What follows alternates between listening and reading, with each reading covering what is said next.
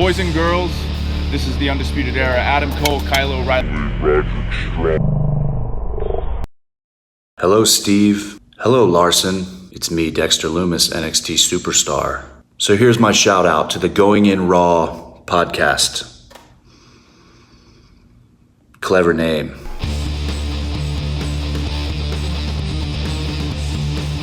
Hey, friendo, Steve here. And Larson. And welcome back to Going In Raw, the only pro wrestling podcast you can be listening to right here, youtube.com/Steve and Larson. Available wherever podcasts can be found, and of course, taped live at the Twitch, at twitch.tv/Steve and Larson. A new era of NXT being one day early kicked off last night. They had fancy new graphics. They did. Those look great. Those look really cool. Bit by bit, is trying to make the show look more metal. Yeah, like this time the graphics look like metal, like actual metal. They're like shiny. Made of actual metal. Yeah, like shiny. Yeah, like chrome-ish. Like chromy. Yeah, exactly. But also gold too. But more skulls. Now, like in the entryway, there's like a big NXT and it's got like a skull with like raven's wings or something. Yeah, some sort of bird. Some sort of bird. So it's like a human head but with like bird wings. What is this odd animal that they're proposing exists? Yeah, was there some sort of man-bird mythological creature? Well, there would have had to, like an angel. He had a man head with angel's wings. Well, it was man with wings. It was not just man head on a bird. That's what I'm saying. Right. But you're asking, this is what this was. Was there ever just a bird with a dude's head? Yeah, like some sort of mythological being that was a bird with a dude's head on it. Do we have an ad in this episode? Do we have to be careful about our language? Well, yeah, we do. Okay, well, then I won't use the F word. If a man did sex with bird, would something happen? Like, you get that? Would you get a bird man? No, that wouldn't happen. Could a man have sex with a bird? I don't want to speculate, but nothing would happen as a result of it. I want to get to the bottom of whatever this creature is that's haunting NXT, Larson. Anyways, so yeah, we had, let's see, a surprise title change. We had at least one debut that I can think of.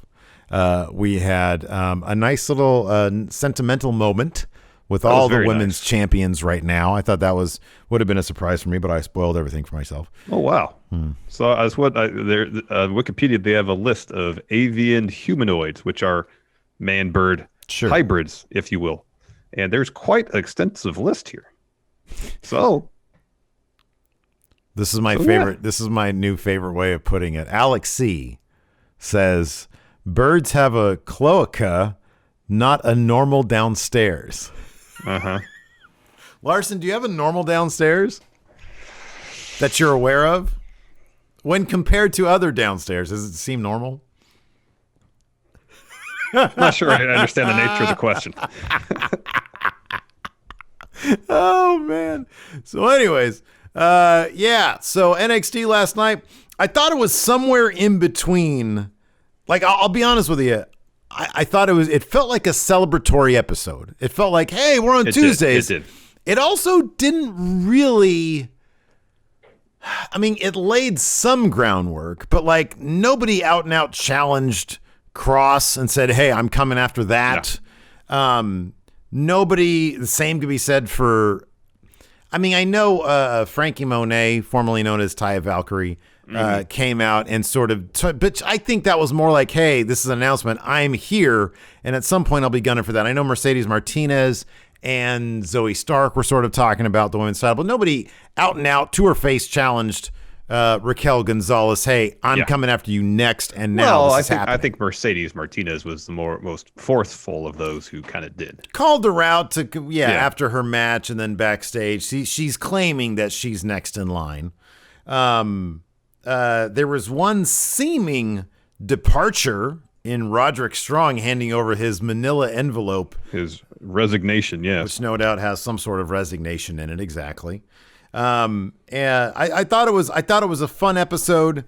I would have liked some more things to be set up for it to be that, but I guess a bit more effective.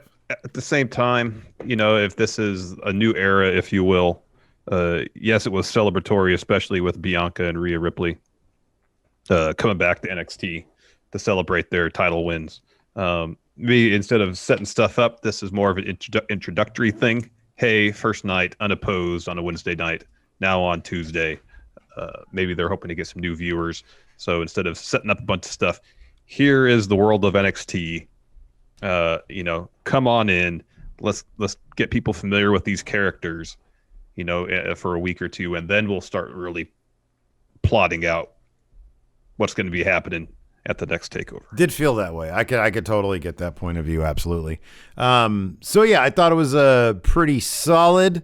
We'll just hop into it. Steve notes are out there. I'll say this. One thing I was kind of surprised is given that it is an introductory show. The main event was a lot of fun. I'm still surprised they didn't have, like, lack of a better term, a stronger main event. Something on the line. Yeah, like how many actual matches were on this card? Because there was like. It started with didn't start it, but the first thing that we got was the tag match. And then it was like 2 segments, a really fast Mercedes Martinez, JC Kamea match. And then like 1, 2. There's 5 matches. Okay. 5 matches. There was actually 5 matches. Okay. There was a pretty big gap between Kushida versus Santos and then the next match after that, which was Ruff versus Swerve, Leon Ruff, I think, has turned a real corner. I think he's doing great work right now. 1, 2, 3, 4, 5. Yeah, you're right. 5. Okay. Lot of segments. A lot of segments. Yeah. Not that I'm saying that you necessarily have a NXT title defense or something. But, like, have Gargano defend the title. Or, I know he just did a takeover, but the main event, it did. I mean, given how it was clearly meant to be, hey, we have a lot of fun here. That was an interesting direction to go.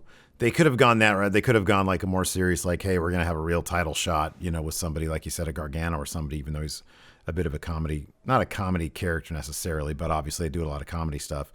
But I love the payoff with Lumis and India. I thought that was pretty great. Her performance, especially when being carried out, was absolutely hilarious. Yeah. That was all really great stuff. I mean, to feature arguably their strongest act right now, The Way, that was probably a pretty good move. But I feel you out. NXT is also known for their takeover level wrestling, so why wouldn't they feature that? Like if they had moved the Cruiserweight title match to the main event by that metric that you mentioned, I would have understood it. Yeah. But if that, yeah. So yeah, it kicked off with Karrion Kross with fancy dress shirt underneath his fancy leather jacket. He's got a new jacket, it looked like, because he used to wear the leather blazer sports coat essentially. Yeah, for a this while, one has like some sort different. of it looks more like kind of a motorcycle jacket, I guess. A bit more, yeah. Anyways, he says this. He comes out. He says, it was only a matter of time before I was champion again. And with respect to Finn Balor, one of the greatest of all time, when Balor had this belt, he went on a tear. Unfortunately, he believed my emotions were a weakness, but he didn't understand anything can be a driving force when you learn to control it. And I control everything. He says, understand this. I am in control of NXT until I say so. They say when you're at the top, the only place you can go is down, but that's a lie. So apparently he believes there's even more. Even when you're on top, there's more. Even when you're on top of the top. But then that's the top. That's the top. If you're at the top and there's more on top, guess what? You're not actually at the top. Well, maybe unless you're on Mount Everest, I guess if you climb a mountain, there's always a mountain taller. You're at the top of that mountain, but there's always mountains taller than that one. Is he low-key advocating for something like Flat Earth, Larson? Is that what's happening here? No, I didn't gather that at all. No, because he's seemingly defying definitions of absolutes. When you're on top, the only place you can go is bottom. That is actually true. Well, I mean, I guess like, hey, you're at the top of a peak. Well, you get some sort of flying device. You can go higher than that.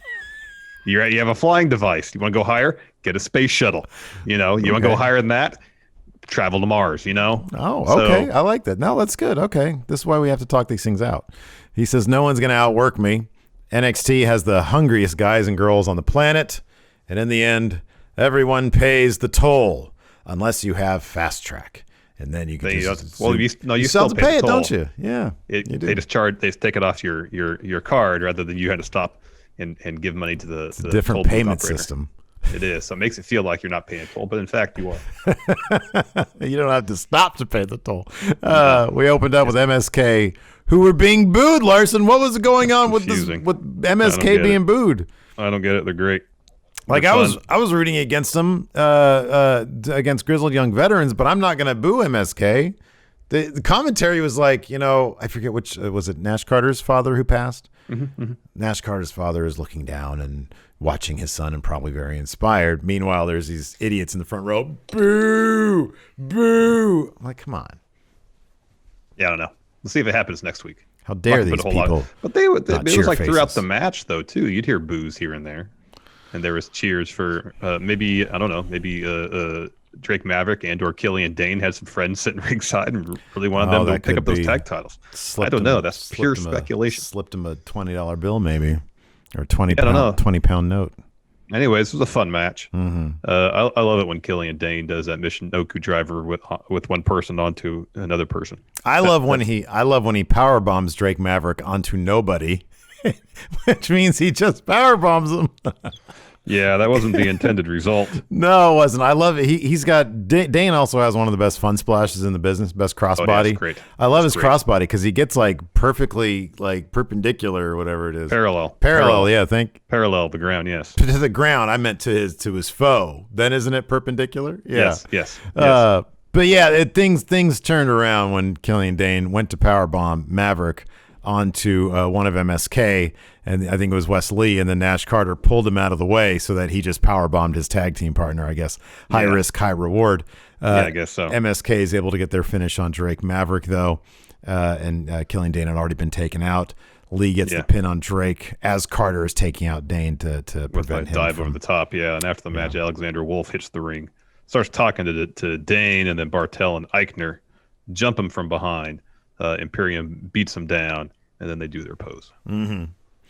Earlier today... Well, hold on a second. I want to fast forward because this seemed like a good opportunity to segue to something we saw later in the show, where there's an Imperium video package where Walter's talking about the growth of Imperium, as in adding new members. Mm-hmm. So it seems like maybe we'll have an NXT UK branch of Imperium and then an NXT Prime branch of Imperium. What'd be awesome is if we saw them in NXT Prime, but because Walter doesn't want to travel, they just have like an old school villainous like video screen where they're taking their orders from Walter, or like what if they got a hologram Walter like in Star Wars? How great would that be? They're sitting in their like their like dressing room or whatever, and there's a hologram Walter. Okay, listen, tonight here, what you gonna do? You're gonna take down Finn Balor because he is my next target. Yes, Walter. I'd be on board with that if it was all grainy and yes, and yeah. Like in Star Wars, it was always like an old TV with like the rabbit ears, but in hologram form. Yeah. Pretty cool. It was like pretty cool technology, but it felt like it barely worked. Yeah, Darth Walter. There you go. Yeah, great. After that, Robert Stone and Aaliyah are walking to Regal's office. He's saying, I'm going to get you and Jesse Kamea a tag title shot. Mercedes Martinez walks up to Robert Stone, says, "Where's my money?" He starts giving him, stumbling over his words, and she just goes, and then grabs Aaliyah by her throat and slams her against the wall and is choking her out. Yeah, my goodness. Jesse Kamea steps in, takes Mercedes' hands off Aaliyah's throat, and Mercedes says, "Oh, you want to step to me?" And Jesse Kamea says, "No, I want to step on you." Mm-hmm. Yeah. Oof. Not intimidated. Yeah, that was kind of cool. Jesse Kamea stepping up. That was neat. Some people here in chat have some good ideas. How about like a Walter, Ryan K. Lamb says a Walter floating head like Zordon from Power Rangers. Like they've got that big like thing and then his floating head. I wasn't a big Power Rangers guy, but I wouldn't mind seeing that. Can somebody Photoshop this stuff for us, please? White Brownie just says a blow-up doll with Walter's face. That's a different thing that'd be doing. That doesn't make any sense. No, that can't talk to you. Talk to me, dummy. After that, we had a Cole and O'Reilly video package recapping their match with new footage and then exclusive footage of them ridiculously being placed into ambulances, taken to the emergency room. That wasn't the emergency room. That was somewhere else at a Clearly, it was at the Capitol Wrestling Center.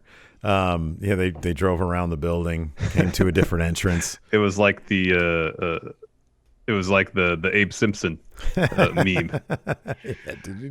Come in the door. Yeah, well, I mean, out the door. wasn't there like It was like the inverse. They left the CWC just to come right back. Didn't they get some stock footage of an emergency room exterior though? I swear they had like a hospital thing. Yeah, they just did one shot. That was obviously somewhere in the CWC. So Adam I want to Cole see is like yelling, I keep on thinking it's Full Sail. I was going to say I want to see a student walking by, but that doesn't happen anymore.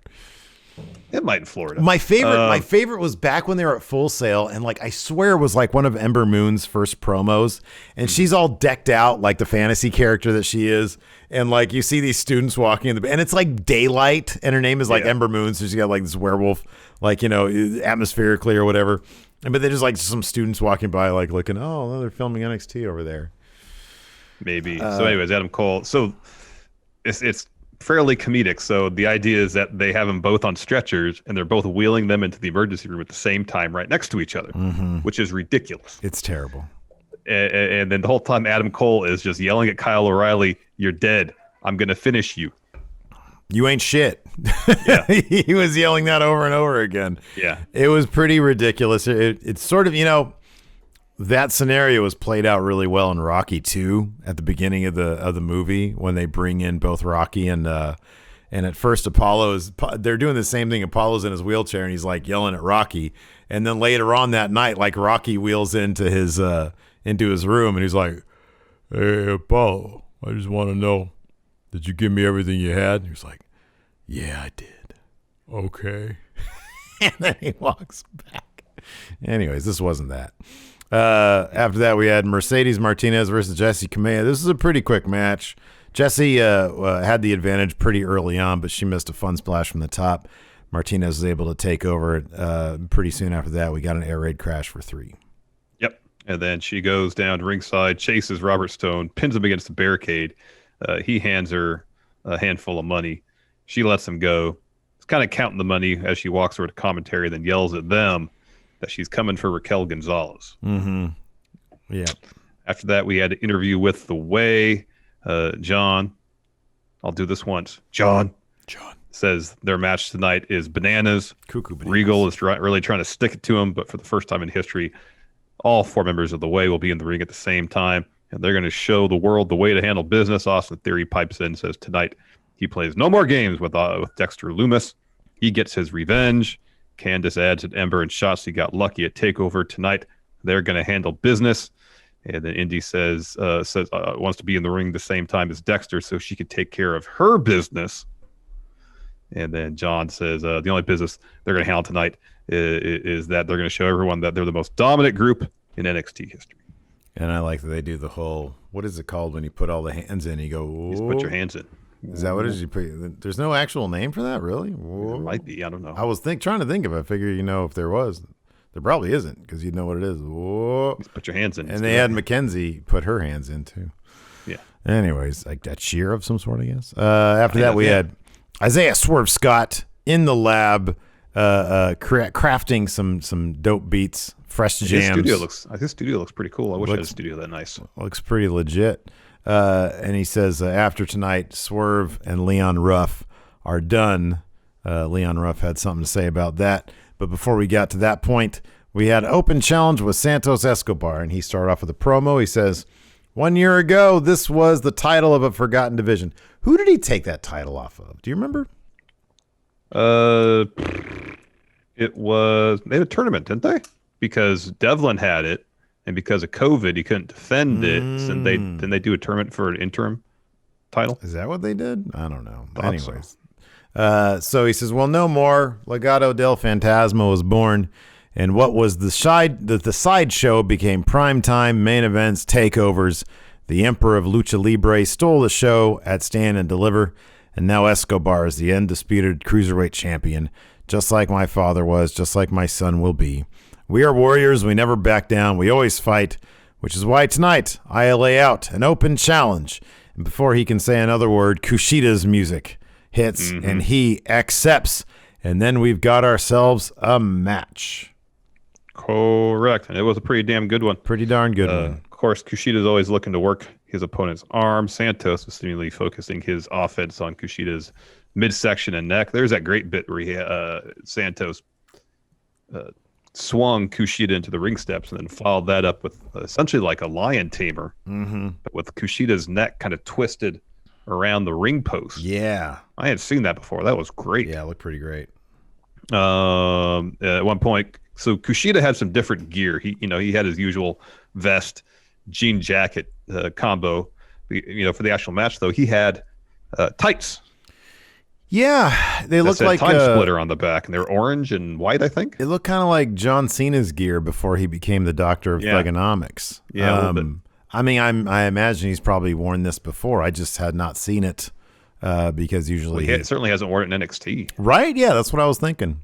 But then I have a terrible memory, so I was like, maybe I just missed that. But yeah, I love when he did the Liger pose. That's always my favorite because of the old video game. Yeah. When you could do that.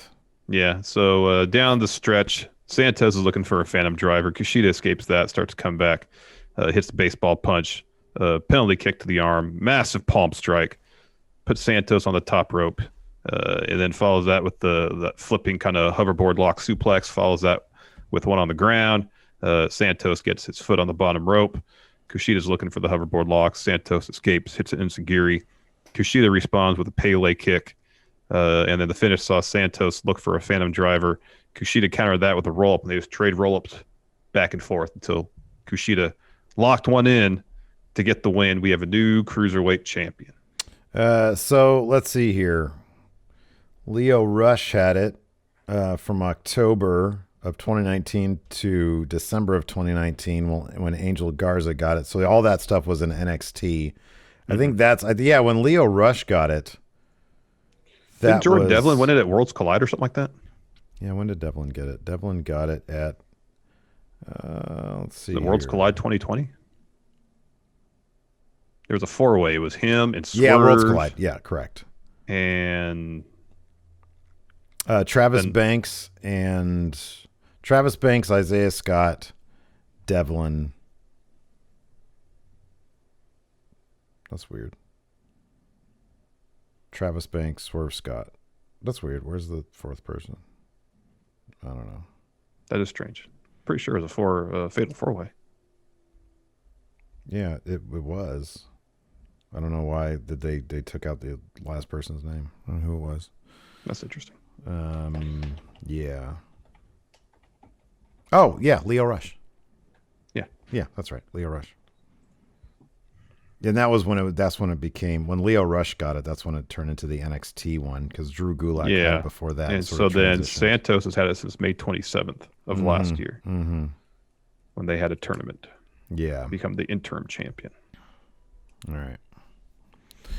It's always nice to get a refresher. Anyways, Kushida got the win here. So we had you mentioned the suplex thing, series of pin attempts. Kushida got the 3 count, new Cruiserweight champion. That was pretty rad, man. So, I mean, they could really do something special with the Cruiserweight championship. I mean, 2 of the guys that I saw a little bit later, Ruff and Swerve Scott. I mean, I don't know how big Swerve is. Swerve looks big enough so that he could. I think they said Swerve was 201 pounds. Okay, I mean, technically, yeah, I guess he could. I think that's what they announced him as. Swerve's attitude, his character, feel like they should be heavyweights. It feels like he should be with the big guys. Yeah. But Leon Ruff would be a great addition if they did a Cruiserweight. Just have the best matches, or have those guys come out there and put on some stellar matches and just really go after really great talent. I mean, Devlin later on was talking about, I think it was it right after, or was it a little bit after that? Pretty quickly after Kushida's win, yeah. So we'll just get to that and then we'll go back to the Ciampa Thatcher thing. So Kushida wins, pretty shocking. In the training room, Kushida's talking to Regal and Devlin comes up, sort of mockingly congratulates him. He says, Santos running up a ladder faster than me doesn't make him a better wrestler. He's like, I'm still the man to beat for that title. And he says, but the travel gods have smiled on you because I'm going home for a bit, but he'll be back. Devlin's another name that really should be in NXT Prime in the Cruiserweight division. and then you go and you snatch some people out of New Japan, out of the world of Lucha Libre, and then you got yourselves like one of the best junior divisions on the planet. You do, but before that happens, you really got to elevate the Cruiserweight division, to a degree that it would be enough to bring people over from New Japan. Because while, I don't know if a junior heavyweight title match is ever main event a pay-per-view, may have. I still feel like the junior heavyweight division in New Japan is given a lot more. Oh, sure, yeah, but that's why respect and prominence on the card than the Cruiserweight division in WWE. Sure, the idea is you build it from here. It's like you from this point you build it, and to entice those people to come over, say, hey, we're not only going to give you a bunch of money, but we're really trying to build this division so that it competes with the best on the planet. It's like right now they have the best women's division on the planet. That's true, but it's not. It'd be a good goal of theirs to be able to say the same thing about their cruiser division, and you got to start somewhere, and they've got some good pieces right now. They just need to really build on that. Let's talk about this brief Ciampa Thatcher promo. Ciampa says Dusty Classic tested their strength as a team. Imperium tested their will and their loyalty. They didn't win every fight, but he thinks they passed every test. They've come out of it stronger, ready to face a new NXT, a new landscape, but which path to choose? Will it be the NXT title because it's new champion, or the tag titles because there's new champions? And then Thatcher says they're going to finish what they started, and Ciampa says MSK. You want to do this in Otis voice? Oh yeah, we're coming. Mentioned the training room bit with Devlin. Also, after that, we had Dakota Kai in the ring. She introduced Raquel Gonzales. This also could have been the main event segment, because this was really good. This totally could have been the main event segment. Yeah, I agree. This was really good. She says, Raquel was really good on the mic here. Just felt really genuine. She says, a year and a half ago, NXT Live on USA debuted. She was supposed to have her big moment, her big debut then herself, but she wasn't ready. She left home. She went to go home that night, promising herself that next time she would be ready and she would bust her ass. Talked about training. Says a year and a half later, she stands there, NXT Women's Champion. And the one person who recognized my dedication was Dakota Kai. Without her, I don't debut. We don't become women's champions. I don't stand here as NXT Women's Champion. Dakota Kai says, for 14 months, we dominated the best women's division in the world. Raquel said, all respect to Io. She was a great champion, but the Raquel Gonzales era has begun. And then we get the debut of Frankie Monet. Her music hits. She has her dog with her. She introduces herself, says the best division on this planet just got shinier, bougier, and a whole lot better. And seeing as Raquel is on the top of her division, you'll be seeing a whole lot more of Frankie Monet. And Raquel says, you're lucky I'm in a good mood tonight, because if you interrupt me again, I'm going to shove your dog up your ass. She said ass in Spanish, though, so it was like, oh, wow. And then Frankie says, okay, cabrona, I'll see you every single Tuesday. So yeah, Taya spent a lot of time in the Lucha Libre world as well, so she can trade some Spanish insults with Raquel there. It's kind of funny. So Frankie Monet leaves. Raquel's holding up the title. Rhea Ripley's music hits. Yeah. And given that one of Rhea's last matches in NXT was a pretty brutal last woman standing match, don't know exactly where this is going to lead. She walks down the ring. She gets in Raquel's face and then cracks a smile. They kind of congratulate each other, give each other a hug.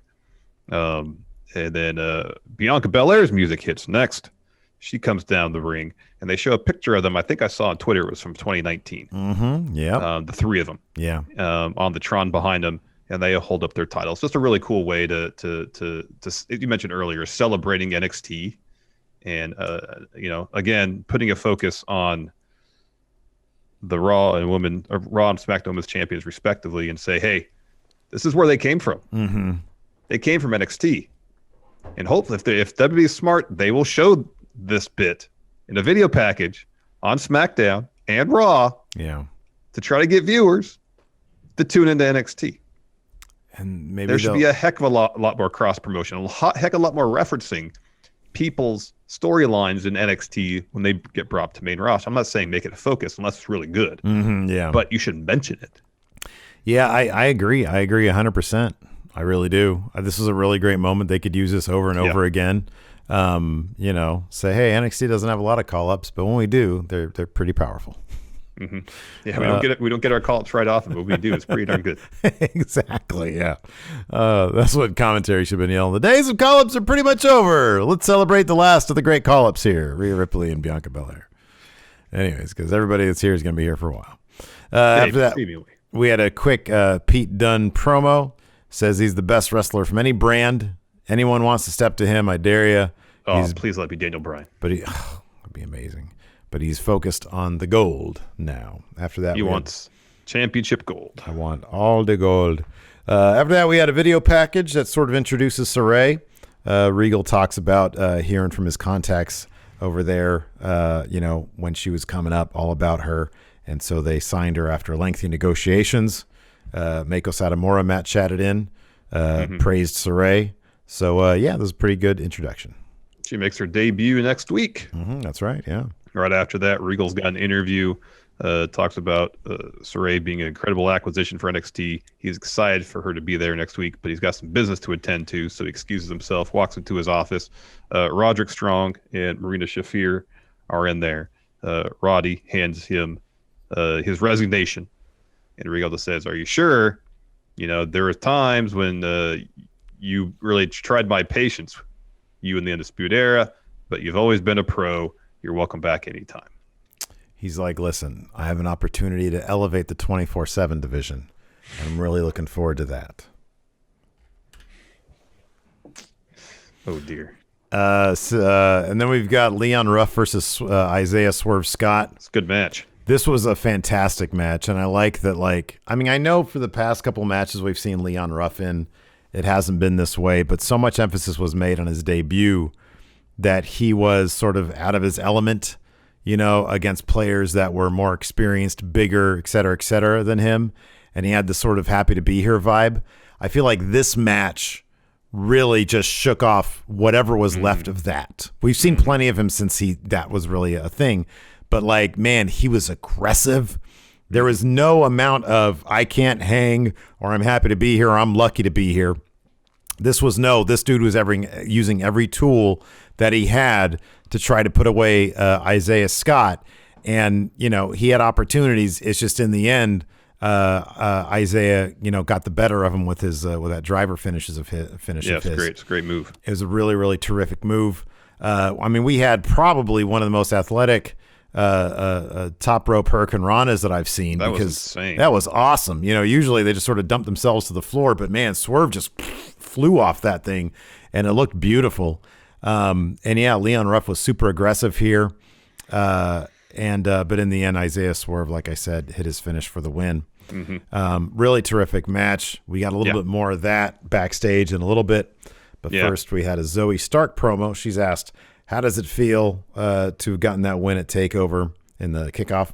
She says, well, how would you feel if 4 months ago you were in Vegas struggling to make ends meet? I was training a whole lot. It got me to this point. And then I got to have that Toni Storm match at TakeOver at the kickoff. And now I have my set sight on the NXT Women's title. And then Mercedes interrupts. Says, everybody knows I'm next in line for a title opportunity, not some rookie. And then Zoe Stark says, rookie, huh? Rookie, huh? See about that. Mentioned the Imperium video. This is Walter talking about being the most dominant champ in the last 2 years. Their crusade is just beginning. Imperium will grow. It will expand. Soon all of NXT will understand why they say that the mat is sacred. Swerve, he's about to have an interview. He gets like half a sentence out. Leon Ruff runs in, attacks him, rams a road case into him, and yells at Swerve, "It's not over until I say it's over." That was really good stuff. That's what I want to see. Yes. That Walter bit, they got to be setting up Finn for him next, right? I would think so. You would think that's got to be that was a the plan even before Finn won the title, so I would think so. I hope that's where they're going to go with that. Yes. Maybe, dude, give Finn a faction. I mean, that's a good twist there. Like, he's done with the title for now, so give him a faction. Finn Club. Okay. Balor Club. Finn Club, yeah. Yeah, not Balor Club. That was before. Now we're in. Yeah, you can't do that. Now you do Finn Club. The Finn Inn. Friends of Finn. Friends of Finn, FOF. That's good. I don't have anything else. Yeah, I don't either. The Sport Club. White Brownie said the Sport Club. The Friendos. Hey, Friendos. Finn here. That's good. That's good. That's good. Oh, man. Anyways. That's good. Alex C says, Finn it to win it. Oh.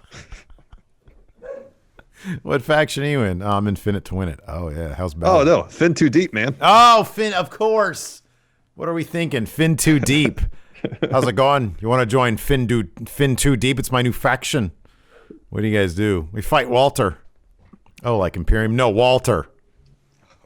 Then I'll be like, nah, pass. I see what Walter does. You seem like a cool guy, Finn. Yeah. Sorry, pass. Yeah, I'm good. Maybe I'll go join Imperium. Damn it. You're the fifth person to say that. To fight Walter. Look at me. I'm this little dude. Yeah. Little baby boy. Little baby boy. Walter put his hand through my chest. Yeah, it's terrifying. Grabbed my heart out of my chest, probably. Dude, I've seen that picture of PCO. Yeah. Finn 2 my bye. chest can't handle that. Chest can't handle that. Anyways, we got our main event next. Dexter Lumis, Bronson Reed, Shotzi. Oh, hold on, wait. This one last one. Jonathan says the principal's office. Oh my gosh! But he has it spelled with an X. Oh, that's good. Finn and juice. Finn and juice. That's good. But then everybody be like, "What? You're with Juice Robinson now? That's cool." Yeah, no, that's the first thing I thought of too. Yeah. So yeah, Lumis, Reed, Shotzi, Ember Moon taking on The Way. There's quite a bit of good kind of character stuff between Indy, Lumis, the rest of The Way early on. Theory's looking to tag out, and Indy's pretty eager to tag in because Lumis is in the ring at the time. Candice is like, I'll tag in. She comes in. Later on, Candice is, I think, on Ember's shoulder. Johnny Gargano gets the ring, pulls her off. And then her and Ember and Shotzi hit John. Lumis is tagged in. He decks Gargano with an uppercut, knocks Theory off the apron, walks towards Indy, and Candice pulls Indy off the apron. Later on, this match just like completely breaks down, and Candice hits like a suicide dive DDT on Lumis and is like, "Don't you talk to her! Don't you talk to her!" Which is funny because Lumis doesn't talk. Mm-hmm. Anyways, at that moment, Shotzi is telling Bronson Reed, "Hey, do it to me. Do it to me." So he picks her up and press slams her onto everybody else pretty much. And then Reed's looking for a suicide dive. He runs into a super kick from Gargano. And then Lumis hits Gargano with the Uranagi, locks on silence. And Indy gets the ring, and she can't bring herself to kick Lumis to break it up, and so she just takes a bump right behind him. And so Lumis turns around and looks and sees that she's just laying there, breaks the hold, is checking on her. Theory kicks him right in the head. He rolls out of the ring, and then Indy's upset, tosses Theory out of the ring, and then she goes and lays on the apron as Dexter is kind of coming to. He gets up, sees her laying there, picks her up, carries her up the ramp, and Indy at first is acting like she's out, and then looks at camera, gives it a thumbs up, a wink. It was a wonder. It was a really great moment. It was she's doing everybody in The Way. It really is. I mean, to spotlight them, they really did. I mean, I feel you with, maybe the Raquel Gonzales thing should have been the last thing. They claim, and I think rightly so, the women's division is the best in the planet. They feature it. But like, this was such a great platform for how much fun NXT can be. So I mean, I don't think you're going wrong either way, but that moment was absolutely incredible. Yeah. So the end of the match was just madness from that point on. Eventually, though, Bronson Reed hits Austin Theory with the splash off the top to get the win. Candice tries to superplex Bronson Reed at one point. Can't do it, obviously. That was great. That was awesome. The Way is just terrific. Did you watch the interview when Theory was doing his Macho Man? So there's an interview on the .com, like the exclusive thing, and it's a mess. It's like 4 minutes of them just bickering the whole time. And Mackenzie's trying to get Indy to tell her, what happened after she got carried away, and she was like, come on, spill the tea. And she was like, I'll text you later. And John's like, no, you're not going to text her later. I'm going to go through her phone and delete your number. That's not going to happen. And meanwhile, the entire time, Austin is selling his ribs, but he's using a Macho Man to sell it as if he's out of breath. So he's like, gotcha. Oh yeah, this is hurting. Oh yeah, lots of pain here. And Gargano turns to him and is like, what is going on here? This is madness. And it was pretty. His Macho Man is pretty damn good, but it makes it funnier that he's not even trying to do Macho Man. He's just selling his ribs. Selling ribs. That's funny. Yeah. All right, you want to answer a few questions? Yeah. Yes, let's go ahead and do that. Chief Frog Slat with this extended their tier 1 sub through January. Oh my gosh! Oh, thank you very much. Thank you so much. That's a lot of confidence in us. So that's all the confidence points in old Steven Larson here. Yeah. Wow. LXR. So man, that's a manic pick if I've ever heard one. Maybe, but it's appreciated. Yeah. LXR DeMorkai with a sub as well. Thank you so much. Let's see here. We had a raid. Sorry, from Minty Squids. Thank you, Minty Squids. Thank you so much. Sorry, I didn't notice that earlier. Blake Whitehouse, which main roster star would you love to see challenge for the Cruiserweight Championship? This is what you do, man. You build this thing up over the next year so that it's the hottest prize in wrestling, right? Everybody tunes in just for these matches. And then you get either like Ray or Daniel Bryan to come in for like a one-off against whoever the champion is. I think that'd be terrific. White Brownie has the NXT ratings here. 805,000, a .22. Wow. 18-49. That's awesome. That's awesome. That's like AEW. AEW, well, even total viewership anyways. That's What was the placement in the demo? You said .22? It didn't White Brownie didn't mention the placement. Okay. I'll look on Showbuzz Daily real quick. That's pretty great. Let's see here. Moses opposes. In 5 years, where do you see Leon Ruff? I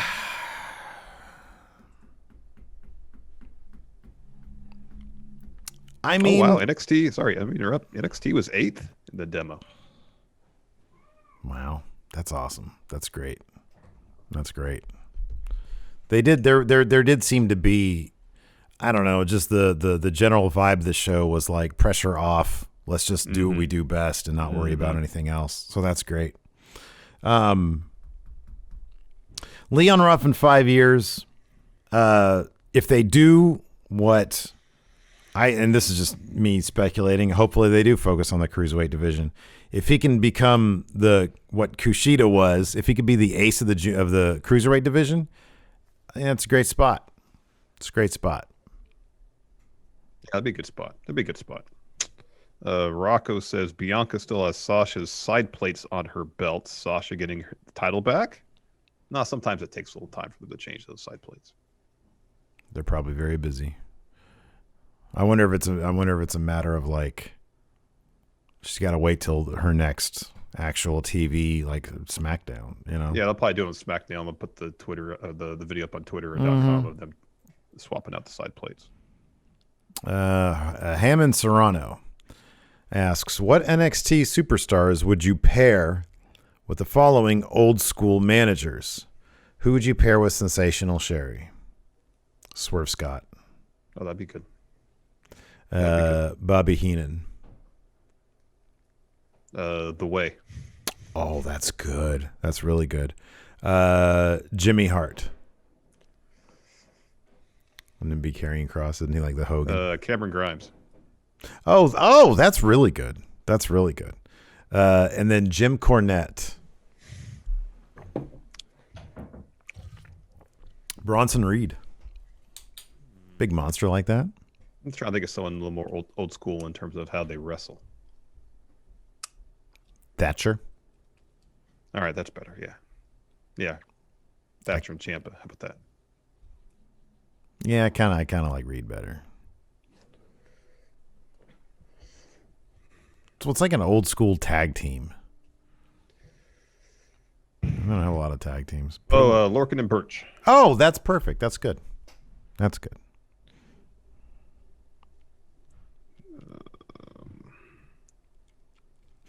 Shendo says, considering we just had our first all former NXT WrestleMania main event in Bel Air and Banks, how long do you think it'll be before we see the men replicate this, and who should be involved? He says maybe Reigns versus Drew or Big E next year. I know Reigns was technically in NXT, but let's take him out of the... He wasn't in very long. He wasn't like a featured guy in NXT. I think he was just sort of on the periphery. Let's see here. Well, Drew. I think you can't take Kevin Owens out of the equation. Kevin Owens is a possibility for sure, always. I mean, you're looking at the landscape now, you'd think that Roman and Drew would be the top two contenders. But I don't mean Drew was in NXT, but he also had that run in WWE even before that. I would consider Drew an NXT guy because he came back like a different human being. Yeah. And he came through NXT, although he didn't really need to. I'm still kind of curious why they even did that. He just had main roster written just put him back in there. Oh, yeah. I would say, it would be fun. Jonathan has a great name for this Fid faction. Finical. But they're not on Wednesdays anymore. You don't need to compete. I think Kevin Owens versus Seth would be fun for like the first or the next All NXT event. Ideally be Kevin Owens. Sami I know. Main eventing Mania. I agree. It'd be killer. It'd be absolutely killer. Night by night. Training with Brock has not been going well. He F5'd you at least 3 times already and has been utterly disappointed in your efforts. You're getting a sinking feeling that this Friday may not go as well as you'd hope. You decide to prepare for the worst case scenario. What NXT superstar do you ask to help you fill out the paperwork to update your final will and testament? What NXT superstar do you ask to help get your affairs in order? Roderick Strong. Like, he just had to get his affairs in order. I assume he has all the proper paperwork. So I'm going to get Roderick Strong. He's got a manila envelope, and that's what you need. True. It's essential.